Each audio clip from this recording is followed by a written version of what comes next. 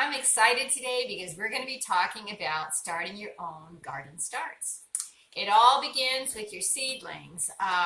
When you're starting your seeds, you want to grow a lot of them in a small container to begin with. And this is a practical thing because if you were to start your seeds in a container like this and you packed your dirt in and then you put one seed in each one, unless your seeds germinate at 100%, you're going to end up with a few spaces here and there where you have just wasted space and lost some plants that maybe you were counting on. So what I like to do, and I learned this from working in a greenhouse, if you start them in like this, then transplant them, especially for tomatoes, you will also have stronger plants because of the transplanting. So here I have some tomatoes. These are a determinate, which means they don't vine for a really long time. The majority of the tomatoes come all on in about a 3-week period. They're very hunky. I've had 20 tomatoes on one plant at a time, all coming out and beautiful. So here I have a Roma tomato. I put this seed in this soil. This is the 5th, 1 week ago. You can see that they've germinated and come to this point. All I did was make sure I kept the soil moist, sprayed it with a spray bottle every day, just a little bit to keep the top of the soil moist as well as the bottom. Make sure you have a container that will drain water out. So you'll want to have a tray on the bottom that will not leak so that you don't leak all over your surface. And then put it in a sunny spot. I have to transplant these today because although they've been in a sunny window, the window does not get sun all day long, direct sun. So they're starting to get a little bit tall. And I don't want to let them go too much longer because if they get really leggy, they get weak and they can fall over. I'll be moving these outside to my greenhouse where they'll get more hours of light. And even from the greenhouse, then they're going to have to spend an hour or two a day out in the sun once it warms up a little bit more, slowly progressing the amount of sun that they get so that it doesn't burn the leaves. The sun is so intense for these little plants that you have to introduce them to it gradually.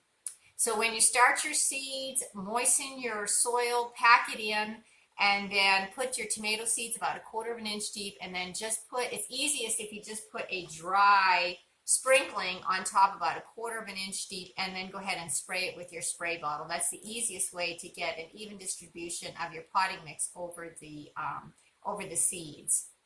So here I have my plants, and I'm going to transplant them into this container.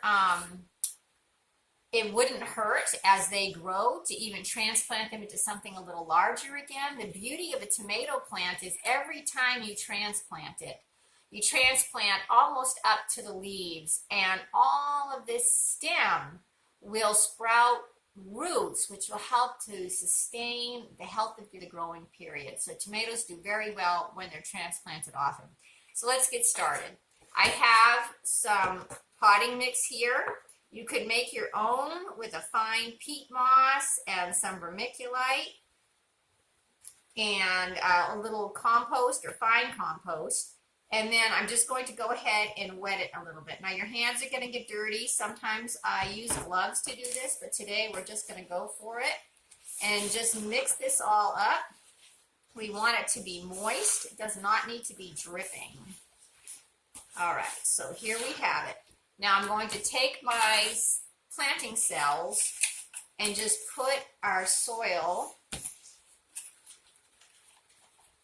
into the cells like this, and then I'm going to pack it down just a little bit to make sure that we don't have a lot of air spaces here.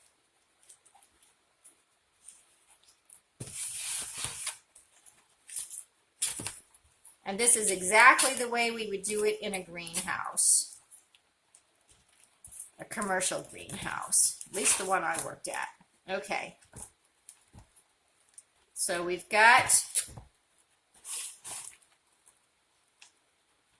all of the cells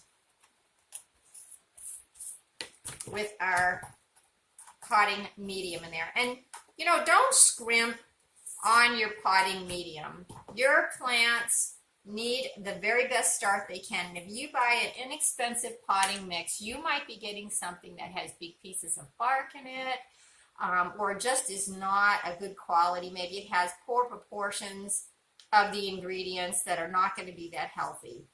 So I have this here. And then the easiest way to poke the holes for transplanting is to use a pen or a pencil or a Sharpie or something like that to make your planting holes. All right, so here I am with my Sharpie, and I'm just gonna go ahead and poke a hole all the way in each one. Well, not all the way, but at least probably 3/4 of the way down. So we're good to go here. I'm going to take my little start out. I like to keep track of what I'm growing where. This is a Roma tomato that I'm growing. And then very gently, just pull it out of your container, and then we're just going to break it up. All right. You want to not damage the roots. So here I have my tomato. I'm just going to go ahead and push it down into the hole. Be careful not to break the stem. And then just pack it in. I'll do a couple more of those for you to see. There we go. Another one, drop it in. The first time I saw the owner of the greenhouse do this when he was teaching me, I was mortified. I thought, these little tomato plants, he was just laying them on like that, just dropping them in. And I thought, oh no, he's just killing the stems. But I was amazed at how hardy these things are. If you have long fingernails, you might want to do something softer, like the tip of a pencil or something to push them in. But all of that buried stem is going to become your friend, because you are now going to have lots and lots of roots. And actually, when you transplant your tomatoes, some people even transplant them lying down so that they will have an extra amount of root area. Very simple here. You can see how quick and easy this goes. Now I want to show you what these look like. Oops. Now that one I pulled up, see I broke the stem right off of it. That you can't use. It needs to have some roots. So make sure that this gets broken up gently, so that your roots will stay on your plant. And it's really better to handle them by the leaves than by the stem, because you might crush the stem. So just push it right in there.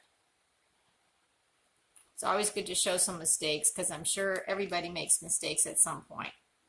And we don't want to get all nervous. Okay, if you start plenty of tomatoes, if you want 10 tomato plants, maybe start 15 or 20 seeds to make up for losses, for seeds that don't germinate well. If you keep your seeds in the refrigerator in an airtight container, like a glass jar or a Ziploc bag, and just keep them in your refrigerator, then your seeds will keep for quite a long time. And one way that you can test your germination of your seeds, if you've had the seeds for 2 or 3 years, put them on a paper towel, dampen the paper towel, put maybe 10 down or 5 down, and moisten the paper towel, and then put it on a plate, put some your seeds on there, and then put some plastic wrap over it just lightly so that it doesn't dry out, and then just see how many of them start to sprout. And then you're going to know if your seeds are still viable or not. And if you have 2 out of the 5 or 10 sprout, well, you know you're going to have to put a lot of those seeds into your soil in order to get the amount of crop that you want. But seeds do not generally, if they're stored properly, seeds do not need to be purchased every single year. And one fun thing to do is to buy with someone else. Sit down with a seed catalog with a friend and decide what you're going to get. and split the seeds because seeds can be pretty expensive. All right, so whoops, I missed one hole. Let me get that last one. So we'll take full advantage of this soil block that I've got here. All right, so that is done. This can go, I probably wouldn't put it in direct, strong sun, like outdoor sun today, but I could put this on my windowsill. You don't want to be too harsh on these little plants right after they're transplanted, whether it's in here or outside. You want to do it on a day when there's not going to be intense sun or intense heat. So these were like that, and I transplanted them, about a week to 10 days ago. So they look like this. These are about a week old. These are about 2 weeks old. Wait, I can tell you right here, 214. Okay, so these are almost a month old. And that's it. I've got peppers, I have tomatoes, and I may transplant these again before I actually move them out into the garden to something a little bit deeper. All right, I hope this will work for you. I hope it's been a good lesson.